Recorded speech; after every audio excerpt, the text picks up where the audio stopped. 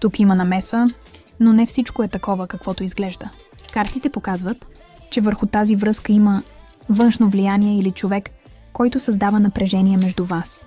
Но по-интересното е, че проблемът не идва само от трети човек, а и от натрупани неизказани неща и емоционално объркване.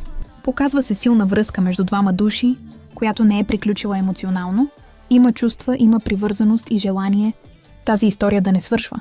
Но около тази връзка има сътресения, внезапни промени и нещо, което разклаща стабилността й. Тук много силно излиза енергия на човек, който се опитва да запази контрол, но истината постепенно започва да излиза наяве.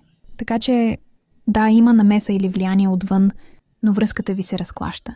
Най-вече заради неща, които дълго са били премълчавани. Досещаш ли се кой е той?